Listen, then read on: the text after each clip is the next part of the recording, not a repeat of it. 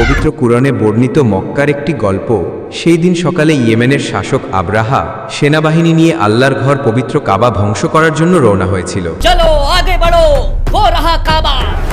তার সেনাবাহিনীতে সাহসী কালো সৈন্য ছিল, কিন্তু সবচেয়ে ভয়ঙ্কর ছিল তার হাতি। মক্কার লোকেরা আজ পর্যন্ত এত বড় প্রাণী কখনো দেখেনি। তুরি বাজানো এবং চিৎকার করা হাতি তাদের আত্মাকে ধ্বংস করে দিয়েছে। সর্বত্র বিশৃঙ্খলা দেখা দিয়েছে। মানুষ তাদের জীবন বাঁচাতে দৌড়তেছিল। কিছুক্ষণের মধ্যেই আমার আল্লাহর ঘর খালি হয়ে গেল।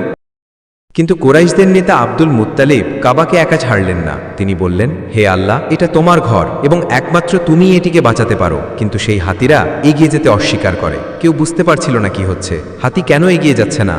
সবচেয়ে বড় হাতি রেগে গর্জে উঠল। তার গর্জনে সৈন্যদের মধ্যে ভয়ের ঢেউ বইল। তারা সবাই যুদ্ধক্ষেত্র থেকে পালাতে শুরু করল। সকল প্রচেষ্টা সত্ত্বেও হাতিরা নড়ল না, বরং তারা তাদের নিজেদের লোকদের পিষে ফেলল। আর তখন লোকেরা এমন এক দৃশ্য দেখতে পেল যা কল্পনাও করা অসম্ভব। তারা আকাশের দিকে তাকালো। সুবহান আল্লাহ, লক্ষ লক্ষ পাখি আকাশ ঢেকে ফেলল। এই পাখিদের ঠোঁট এবং নখে ছোট ছোট পাথর ছিল, এবং কিছুক্ষণ পর তারা একসাথে সমস্ত পাথর ছেড়ে দিল। হাজার হাজার ছোট পাথর মাটিতে পড়তে শুরু করলো। মক্কার তাপে এই পাথরগুলিতে আগুন জ্বলে উঠল। এই পাথরগুলির গতি এত দ্রুত ছিল যে তারা সেনাবাহিনীর দেহের মধ্য দিয়ে যেতে লাগলো। এখন পথে থাকা সেনাবাহিনীর মনে হচ্ছিল যেন আকাশ থেকে আগুন ঝরছে। এটাই তোমার আশ্চর্য। দিন চলে গেল। তারা সবাই হাজার হাজার এবং লক্ষ লক্ষ মানুষ মারা গেল।